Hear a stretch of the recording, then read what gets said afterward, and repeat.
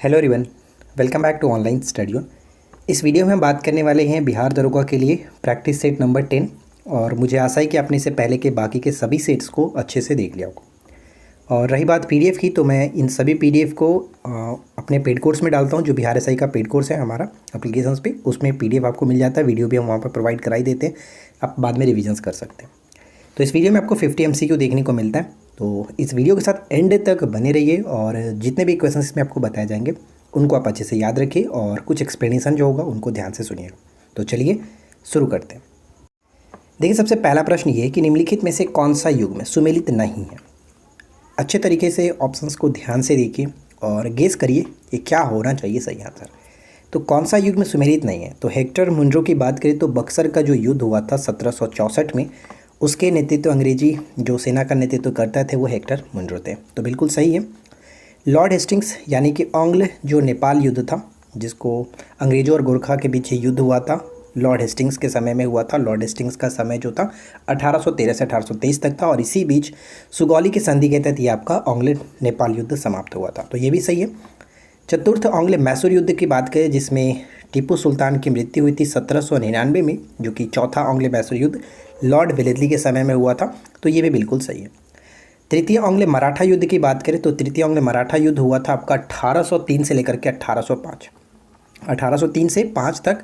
और इसके संदर्भ में देखें तो यहाँ पे लॉर्ड करने वाली से ये गलत होगा, यहाँ पर भी आपका लॉर्ड वेलेस्ली ही आएगा। तो यहाँ पे हमारा ऑप्शन डी हो जाएगा, जो कि सही सुमेलित नहीं है। ऑप्शन डी को टिक करेंगे, राइट। सेकेंड क्वेश्चन, निम्नलिखित में से किस नदी में नथपा जाकरी परियोजना स्थित है? सेकेंड क्वेश्चन ये है कि किस नदी में नथपा जाकरी परियोजना स्थित है? तो नथपा जाकरी परियोजना का संबंध हो जाता है हिमाचल प्रदेश के साथ और ये सही आंसर होगा आपका सतलुज नदी। ठीक है, सतलुज नदी, ऑप्शन ए। क्वेश्चन नंबर 3 देखिए और अच्छे तरीके से पढ़िएगा। स्थलीय समीर कब चलती है? स्थलीय समीर कब चलती है? ध्यान दीजिएगा, स्थलीय समीर जो है वो रात के दौरान चलता है। स्थलीय समीर रात के दौरान, जबकि समुद्री जो समीर होता है वो दिन के दौरान चलता है। ये दोनों क्वेश्चन हमेशा पूछ जाते हैं, ये आपको याद रखना है। तो ऑप्शन ए बिल्कुल सही होगा। और देखिए, स्थलीय समीर क्या होता है और समुद्री समीर मैंने दोनों के बारे में अच्छे से एक्सप्लेन कर दिया, तो आप इसको एक बार अच्छे से पढ़ लीजिएगा।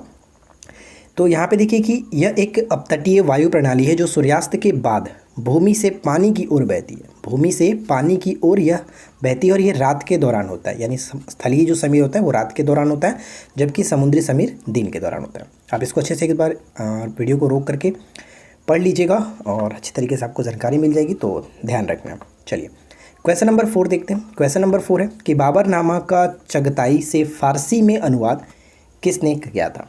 बाबरनामा का चगताई से फारसी में अनुवाद किसने किया था? तो यहाँ पे करेक्ट आंसर हो जाएगा ऑप्शन डी, यानी कि अब्दुल रहीम खाने खाना जो थे इन्होंने। और बाबरनामा आपको पता होगा बाबर की आत्मकथा थी, बाबर ने खुद इसको लिखा था। किस भाषा में? तो तुर्की भाषा में लिखा था। ये चीज़ आपको ध्यान में रखना। अब्दुल रहीम खाने खाना और जो अकबर थे, इनके नौरत्नों में से ये एक थे, ये भी याद रखिएगा आप लोग। ऑप्शन यहाँ पे डी हो जाएगा। तो थोड़ा सा जानकारी मैं आपको देता हूँ अपने पेड कोर्स के बारे में, क्योंकि काफ़ी लोग कमेंट करते रहते हैं, रोज़ कॉल करते रहते हैं, तो थोड़ा सा आप यहाँ पे समझ लीजिए। फिलहाल हमारी जो रनिंग बैचेस है वो आप इस तरह से देख सकते हैं। बिहार एसआई का जो कोर्स चल रहा है, साथ साथ सिविल कोड का कोर्स है, बिहार एसएससी मेंस का बैच स्टार्ट है और 69वीं बीपीएससी का जो कोर्स है वो हमारे एप्लीकेशंस पे चल रहा है। और प्राइस अब तक का सबसे कम कीमत रखा गया 199 में। आपको कोई भी बैच लेंगे तो आपको मिल जाएगा। तो बिल्कुल भी देरी नहीं करना है। अगर आप अच्छे तरीके से अपनी प्रिपरेशन करना चाहते हैं और बेहतरीन स्टडी मटेरियल प्रोवाइड आप चाहते हैं कि आपको मिल जाए, जो कि आप प्रिंट आउट करा सकते हैं, तो आप हमारे एप्लीकेशंस पे जा सकते हैं। इस वीडियो के डिस्क्रिप्शन मैंने लिंक दिया हुआ है, डाउनलोड करिए, लॉगिन करिए, स्टोर सेक्शन में जाकर के अपने पसंद के कोर्स को ज्वाइन कर सकते हैं बेहद ही कम कीमत के साथ।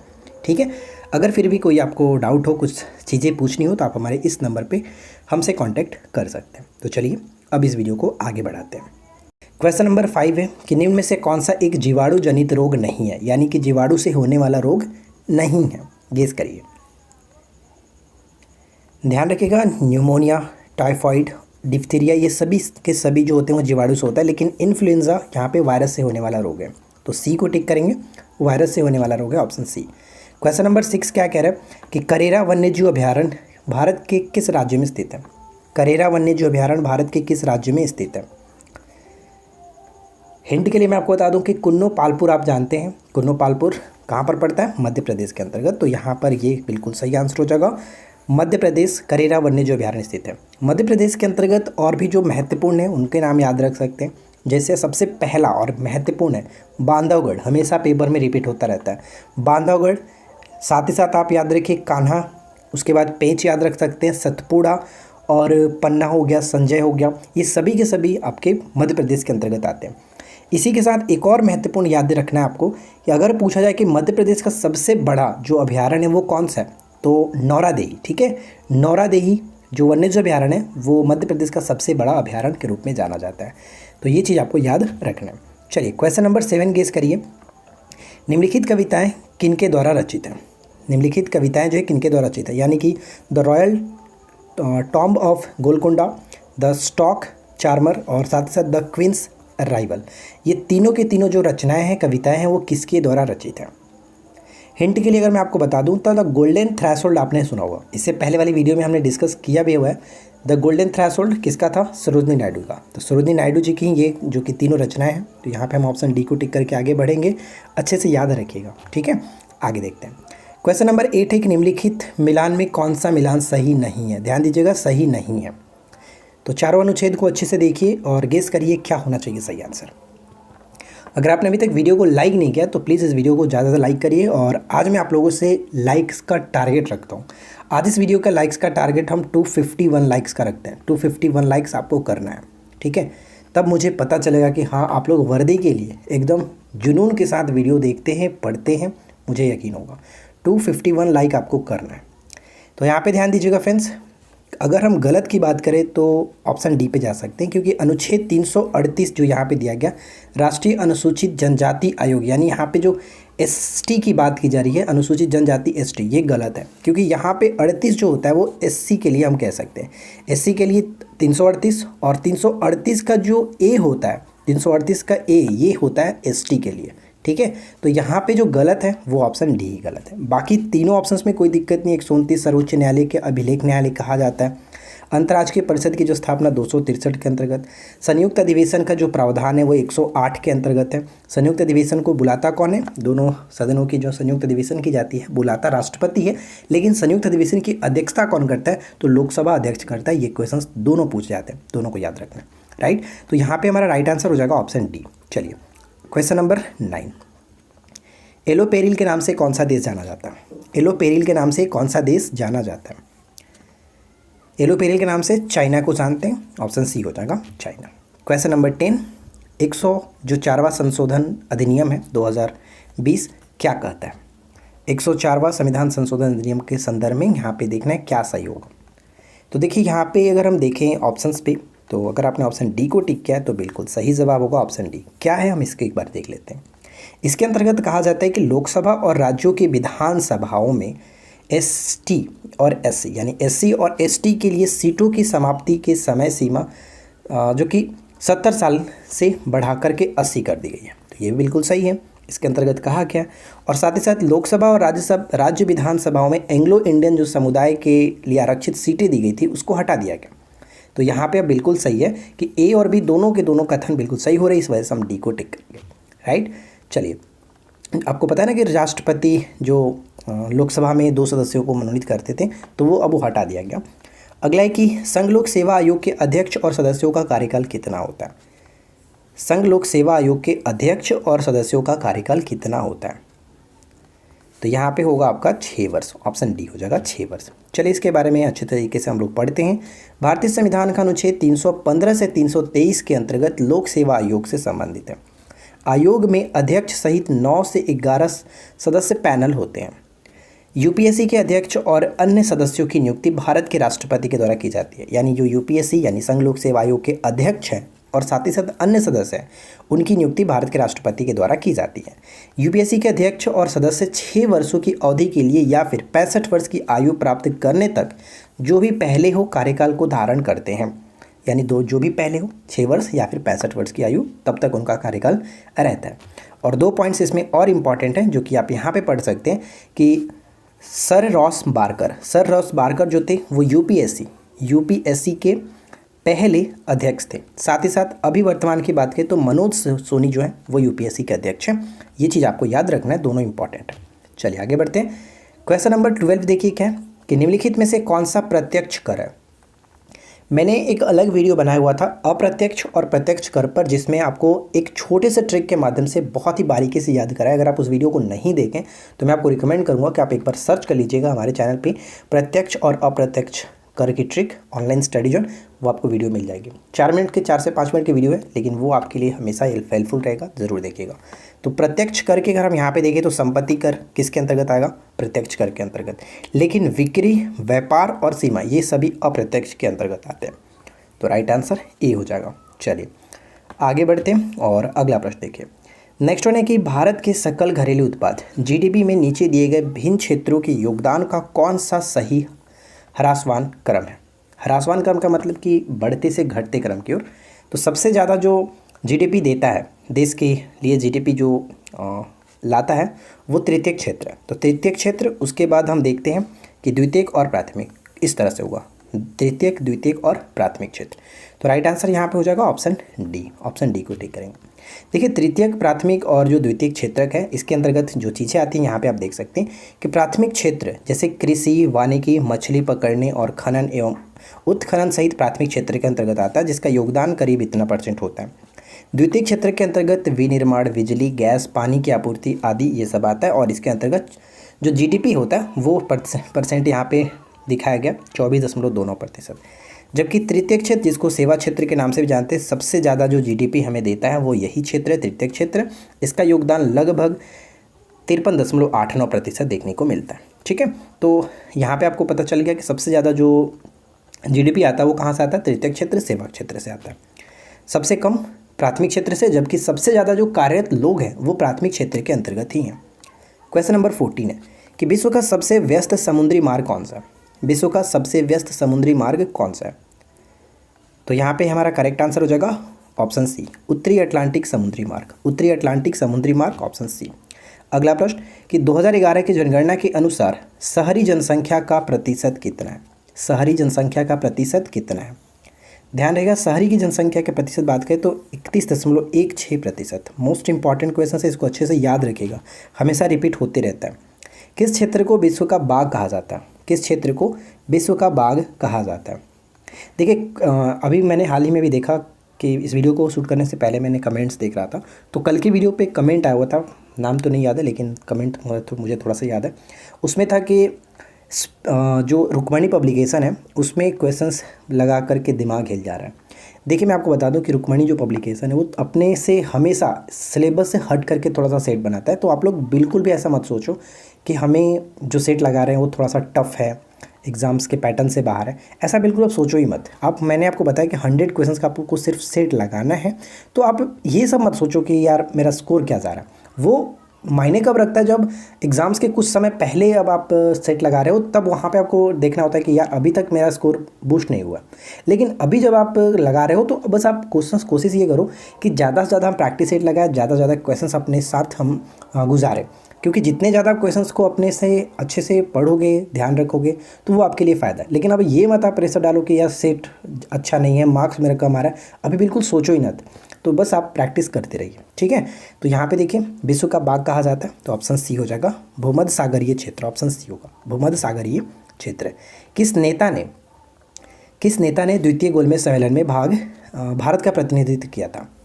तो द्वितीय गोलमेज सम्मेलन में हम जानते हैं कि कांग्रेस की तरफ से तो महात्मा गांधी थे, लेकिन यहाँ पे तो महात्मा गांधी नहीं दिख रहा है। तो यहाँ पे एक्चुअली महिला नेता पूछा रहा है, सॉरी। तो महिला नेता के अकॉर्डिंग अगर हम देखें तो ऑप्शन ए हो जाएगा, सरोजिनी नायडू ने यहाँ पे महिला नेता की तरफ से भाग लिया था।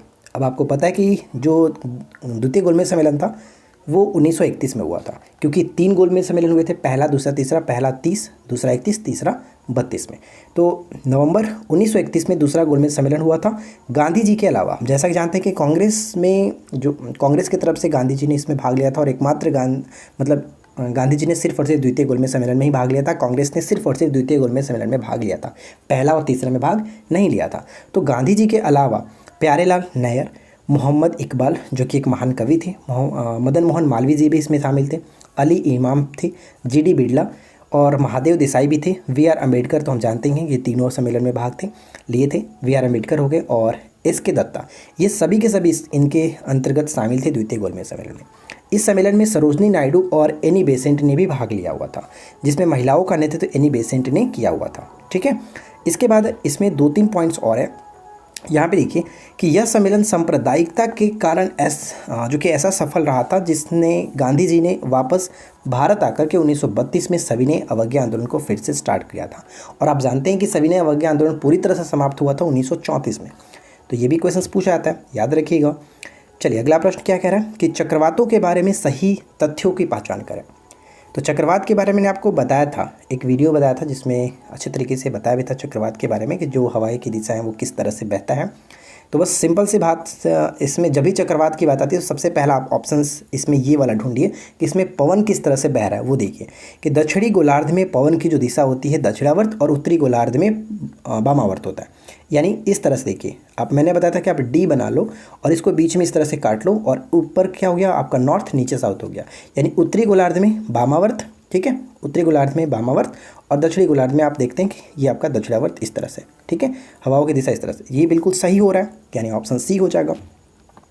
आगे बढ़ते हैं, अगला है कि जब्ती या दहसाला प्रणाली की शुरुआत किसके द्वारा की गई थी। जब्ती या फिर दहसाला प्रणाली की शुरुआत किसके द्वारा की गई थी।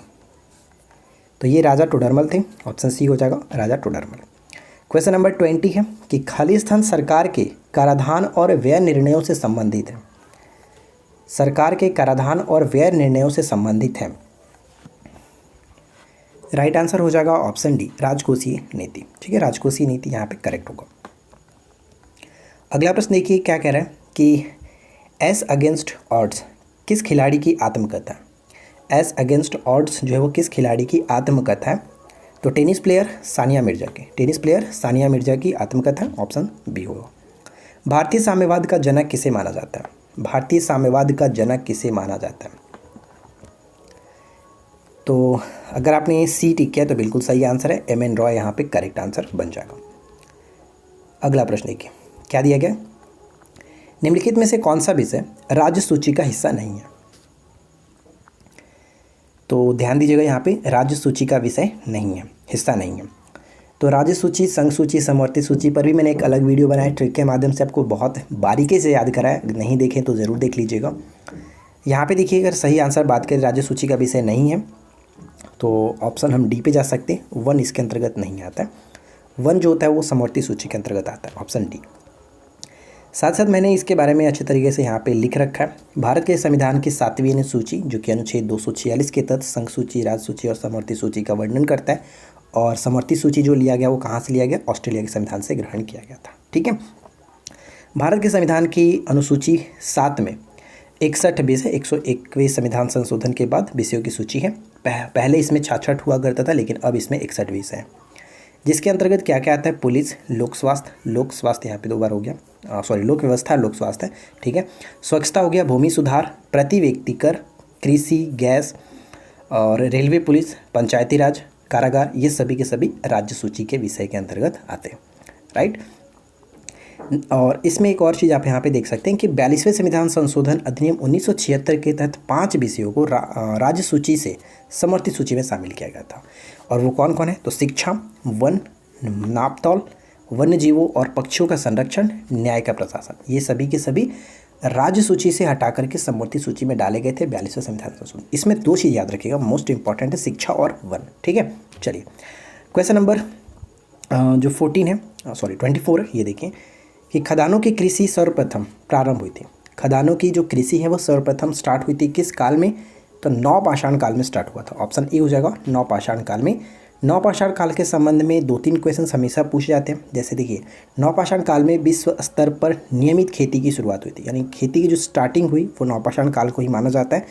साथ ही साथ ओखली, मूसल और सिलवट्टे का प्रयोग इसमें होता था। इस काल में पहिए का आविष्कार हुआ था। मैंने आपको कई बार बताया कि आप याद रखिए, पूरे आग में 9 कप याद कराया था मैंने, पूरे आग में 9 कप, ठीक है, 9 कप। अब इस कप का मतलब क्या हुआ, देखिए पूरा पाषाण काल में आग का आविष्कार हुआ था और नवपाषाण काल में कृषि और पहिए का आविष्कार हुआ था। ठीक है, तो ये चीज़ आप याद रखोगे तो गलती नहीं होगा, पूरे आग में 9 कप। क्वेश्चन नंबर 25 ये कह रहा है कि निम्नलिखित में से किस विजयनगर यात्री ने मध्यकालीन विजयनगर की तुलना रोम से की थी? किस विजयनगर यात्री ने मध्यकालीन विजयनगर की तुलना रोम से की थी? तो ऑप्शन सी हो जाएगा डोमिंगो पायस। और डोमिंगो पायस किसके समय में आया हुआ था? तो कृष्णदेवराय के समय में आया हुआ था। और आप लोग नीचे कमेंट करके बताइए कि कृष्णदेवराय जो हैं वो किस वंश के शासक थे और किस मुगल बादशाह के समकालीन थे, आप लोग कमेंट करके बताना। अगला है कि कृष्णा नदी पर अलमाटी बांध जो बना हुआ है ये किन राज्यों में के बीच विवादित मुद्दा है? तो ऑप्शन ए हो जाएगा कर्नाटक और आंध्र प्रदेश के साथ साथ महाराष्ट्र में ये विवादित मुद्दा है। यहाँ पे आप पढ़ सकते हैं इसके बारे में। नेक्स्ट होने की 10वीं पंचवर्षीय योजना, सॉरी पंचवर्षीय योजना नहीं है, माफ़ी चाहूँगा। इसके बाद नेक्स्ट क्वेश्चन कह रहा है कि 10वीं अनुसूची के तहत लोकसभा के सदस्य की अयोग्यता से संबंधित मुद्दे पर निर्णय कौन करता है? यहाँ पे देखिए लोकसभा की बात की जा रही है, तो लोकसभा के सदस्य की अयोग्यता के संदर्भ में अध्यक्ष ही करेगा, लोकसभा अध्यक्ष, ऑप्शन डी। 10वीं अनुसूची का संबंध दल बदल विरोध कानून से है, जो कि 52वें संविधान संशोधन 1985 के तहत जोड़ा गया था। लॉरेंज वक्र क्या दर्शाता है? लॉरेंज वक्र क्या दर्शाता है? तो ये आय वितरण को दर्शाता है। और ये मोस्ट इंपॉर्टेंट क्वेश्चन है, हमेशा रिपीट होता रहता है, इसको याद रखिएगा। जूलॉजी खालिस्तान के अध्ययन से संबंधित है। जूलॉजी जो है वो किसके अध्ययन से संबंधित है? ऑप्शन सी हो जाएगा सजीव और निर्जीव प्राणी दोनों के अध्ययन से संबंधित है, ऑप्शन सी। गुरु अर्जुन देव के संदर्भ में कौन सा कथन सही है? गुरु अर्जुन देव के संदर्भ में कौन सा कथन सही है? ये सिखों के चौथे गुरु थे, गलत है, क्योंकि अर्जुन, मैंने याद कैसे करा आपको, अर्जुन यानी कि 5 पांडवों में से एक थे ना अर्जुन, तो 5वें गुरु थे, ये गलत हो गया। चौथे गुरु रामदास थे, क्योंकि राम 4 भाइयों में से एक थे। गुरु ग्रंथ साहब आज जिस रूप में उपलब्ध है उसका संपादन इन्होंने ही किया था, ये बिल्कुल सही है। और अमृतसर में स्वर्ण मंदिर के रूप में विश्व प्रसिद्ध हरमंदिर साहब का निर्माण भी इन्होंने ही कराया था। तो 2 और 3 यहाँ पे करेक्ट होगा, इसलिए ऑप्शन डी को टिक करेंगे। अगला प्रश्न देखिए कि बास्तिल के दुर्ग का पतन का संबंध किससे है? बास्तिल का जो किला है, आपको पता होगा, बास्तिल के दुर्ग का पतन का संबंध जो है वो किससे संबंधित है? फ्रांसीसी क्रांति से। 1789 की फ्रांसीसी क्रांति से ये संबंधित है, तो ऑप्शन बी होगा। 14 जुलाई को फ्रांसीसी क्रांति दिवस के रूप में भी लोग मनाते हैं। भारत में सांप्रदायिक मतदाताओं की प्रणाली सबसे पहले पेश की गई थी। भारत में सांप्रदायिक मतदाताओं की प्रणाली सबसे पहले पेश किसके द्वारा की गई थी? और वो अधिनियम था मिंटो मार्ले सुधार अधिनियम 1909। मिंटो मार्ले सुधार अधिनियम 1909। वर्ष 1909 में मैडम भिकाजी रुस्तम कामा पेरिस में निम्नलिखित में से कौन सा समाचार पत्र का प्रकाशन करते थे? तो इनका संबंध क्या हो जाएगा?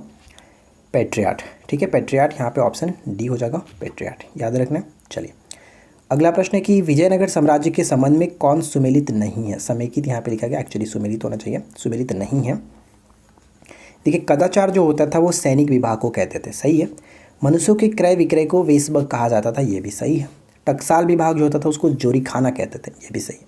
विजयनगर साम्राज्य पर मैंने एक अलग वीडियो बनाया है, आपने उसको नहीं देखा तो जरूर देख लीजिएगा।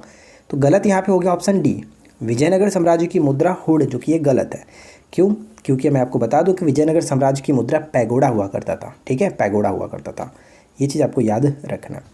बहमनी साम्राज्य की मुद्रा पड़ होता था। चलिए अगला है कि भारत के मुख्य निर्वाचन आयुक्त अपना पद धारण करता है कितने वर्ष के लिए? भारत के मुख्य निर्वाचन आयुक्त अपना पद धारण करता है कितने वर्ष के लिए? तो ऑप्शन डी पे जाएंगे, 6 वर्ष के लिए या फिर 65 वर्ष की आयु, इनमें जो भी पहले हो, ऑप्शन डी हो जाएगा। निम्नलिखित में से कौन सा संविधान संशोधन यह कहता है कि ग्राम पंचायत में 1/3 सीटें महिलाओं के लिए आरक्षित होगी या फिर 33% जो सीटें होंगी वो महिलाओं के लिए आरक्षित होंगी?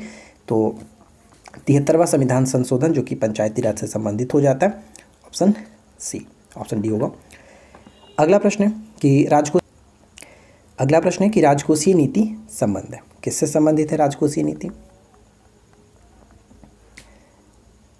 ऑप्शन बी होगा, लोक राजस्व और व्यय से, ऑप्शन बी। इसके बाद देखिए अगला प्रश्न क्या कह रहा है कि वैखो उत्सव किस राज्य में मनाया गया? वैखो उत्सव जो मनाया जाता है प्रत्येक वर्ष मनाया जाता है, ये असम के अंतर्गत, तो ऑप्शन ए को टिक करेंगे। नेक्स्ट क्वेश्चन की सभी मूल्य वर्ग के भौतिक स्टाम्प पेपरों को समाप्त करने के बाद किस राज्य केंद्र शासित प्रदेश ने ई स्टाम्पिंग सुविधा की शुरुआत की है? ई स्टाम्पिंग सुविधा की स्टार्टिंग किसने की है? तो आपको बताया गया था पंजाब की सरकार ने ऐसा करने की बात कही थी। ठीक है, पंजाब। किस राज्य केंद्र शासित प्रदेश ने भ्रष्टाचार के खिलाफ शिकायत दर्ज करने के लिए ACB 14400 नामक एक मोबाइल एप्लीकेशन विकसित किया? ACB 14400 नामक मोबाइल एप्लीकेशंस को विकसित किया तो आंध्र प्रदेश की सरकार ने। ठीक है, आंध्र प्रदेश, ऑप्शन ए हुआ। हाल ही में किस राज्य में पहला लिक्विड मिरर टेलीस्कोप स्थापित किया गया? भारत का पहला जो कि लिक्विड मिरर टेलीस्कोप स्थापित किया गया उत्तराखंड के अंतर्गत, एक को टिक करेंगे, उत्तराखंड। हाल ही में चर्चा में रहा स्क्वाइन स्विच कुबेर क्या है? स्क्वाइन स्विच कुबेर क्या है, हाल ही में चर्चा में था। जो लोग अभी तक वीडियो को लाइक नहीं किए तो मैं आपसे रिक्वेस्ट करूंगा कि वीडियो को लाइक कर लीजिए, और चैनल पे अगर आप पहली बार आए हैं और इस तरह के आप रोज़ाना वीडियो देखना चाहते हैं तो हमारे चैनल पे बहुत सारी वीडियो है और रेगुलर अपडेट होता रहता है, तो आप लोग सब्सक्राइब कर सकते हैं। तो क्वाइन स्विच कुबेर का संबंध होता है भारत का पहला रुपया आधारित क्रिप्टो इंडेक्स है, ऑप्शन हम बी को टिक करेंगे। ठीक है, बी यहाँ पे बिल्कुल सही आंसर हुआ। हाल ही में किस राज्य में गर्भवती महिलाओं हेतु विशेष स्वास्थ्य देखभाल अभियान आंचल स्टार्ट किया गया, शुरू किया गया? आंचल का संबंध हो जाएगा किसके साथ? तो ये राजस्थान। ठीक है, राजस्थान, ऑप्शन ए। निम्नलिखित राज्यों और उनके संबंध में कौन सा मिलान सही है? ध्यान दीजिएगा कौन सा मिलान सही है। ड्रोन नीति मंजूरी देने वाला पहला जो राज्य है वो आपका हिमाचल प्रदेश है, बिल्कुल सही। राजीव गांधी जो ग्रामीण ओलंपिक पुरस्कार प्रदान करने की जो घोषणा की गई वो राजस्थान की सरकार ने किया, ये भी सही। जातीय आधारित जनगणना शुरू करने का निर्णय बिहार ने लिया था, तो यानी तीनों के तीनों सही है, ऑप्शन डी हो जाएगा, ऑप्शन डी। चलिए इसके बाद आगे बढ़ते हैं और अगला प्रश्न देखिए। नेक्स्ट क्वेश्चन ये कह रहा है कि जब एक ठोस पिंड को पानी में डुबोया जाता है तो इसके भार में ह्रास हो जाता है। यह ह्रास कितना होता है? ये ह्रास कितना होता है? तो राइट आंसर क्या हो जाएगा? यहाँ पे हम ऑप्शन ए को टिक करेंगे, विस्थापित पानी के भार के बराबर, विस्थापित पानी के भार के बराबर। कृष्णदेवराय का उड़ीसा के शासक प्रतापरुद्र गजपति के विरुद्ध अभियान को किस इतिहासकार ने 16वीं सदी में भारतीय इतिहास के सबसे शानदार सैनिक घटना कहा था? तो इस प्रश्न का राइट आंसर हमारा बन जाएगा, जो कि ऑप्शन सी को टिक करेंगे, नीलकंठ शास्त्री ने। Nilakanta Sastri, option C. पूहर या फिर कावेरीपट्टनम की स्थापना किसने की थी? एक्चुअली ये एक बंदरगाह था। पूहर या कावेरीपट्टनम बंदरगाह की जो स्थापना है वो चोल शासक करिकाल ने किया था। करिकाल। आप लोगों से एक क्वेश्चन है कि चोल वंश के बारे में जो जानकारी आप जानते हैं, जैसे इसकी स्थापना कब हुई, इसके महानतम शासक कौन था, गंगईकोट चोलपुरम के नाम से किसे जाना जाता था, इन सभी क्वेश्चंस के बारे में जितनी भी आप जानकारी रखते हैं आप लोग नीचे कमेंट करके अच्छे से एक्सप्लेन करिएगा। अगला है कि निम्नलिखित में से कौन सा एक रासायनिक परिवर्तन का उदाहरण है? रासायनिक परिवर्तन का उदाहरण बताइए कि निम्नलिखित में से कौन सा है? रासायनिक परिवर्तन में एक बार जो चीज़ें परिवर्तित हो जाती है उसको हम वापस उसके पुराने वाले रूप में नहीं ला सकते। तो इसके अंतर्गत अगर हम देखें तो ऑप्शन सी होगा कि पकाए जाने पर सब्जी का नरम होना, ऑप्शन सी। अगर एक बार हो गया तो फिर उसको वापस बदला नहीं जा सकता, तो ऑप्शन सी हुआ रासायनिक परिवर्तन। लेकिन भौतिक परिवर्तन के अंतर्गत हम लोग प्राप्त कर सकते हैं। निम्नलिखित में से कौन सा अम्ल या फिर क्षार का प्राकृतिक रासायनिक संकेतक है? तो हम यहाँ पे जानते हैं litmus paper. Litmus paper, option C हो जाएगा। ठीक है, आखिरी क्वेश्चन क्या कह रहा है? क्वेश्चन कि निम्नलिखित में से कौन भारत के एकमात्र सार्वजनिक रूप से प्रसिद्ध महिला शहनाई वादक है? एकमात्र महिला शहनाई वादक कौन है? तो ऑप्शन सी हो जाएगा बागेश्वरी कमर। बागेश्वरी कमर शहनाई की पहली और एकमात्र महिला वादक है, इसको याद रखेंगे, मोस्ट इंपॉर्टेंट ऑप्शन सी होगा। तो आशा करते हैं फ्रेंड्स कि आप लोगों को ये वीडियो अच्छा लगा होगा। वीडियो पसंद आया तो लाइक एंड शेयर करिए, और जो लाइक का टारगेट रखा है उसको ज़रूर पूरा करें। और जो लोग पेड कोर्स में जुड़ना चाहते हैं उनको बता दूं कि एप्लीकेशंस पे हमारा सारा कोर्स उपलब्ध है। तो आप अगर जुड़ना चाहते हैं तो वीडियो के डिस्क्रिप्शन में एप्लीकेशंस का लिंक दिया गया, तो एप्लीकेशन डाउनलोड कर लीजिए, लॉगिन कर लीजिए, स्टोर सेक्शन में जाकर के अपने पसंद के कोर्स को ज्वाइन कर सकते हैं जस्ट 199 के साथ। ठीक है, तो मिलते हैं नेक्स्ट क्लास में। Thanks for watching, keep learning, have a good day.